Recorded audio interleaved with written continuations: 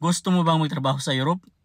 Good news sa lahat ng aking mga followers na nagnanais na makapagtrabaho sa Europa. Hiring po ngayon ang Europe, particularly ang Serbia.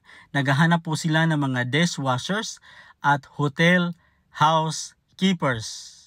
Saan ba tayo mag-apply? Mag-apply po kayo directly sa recruitment agency na ito. Ayan po, Andros Manpower Consulting.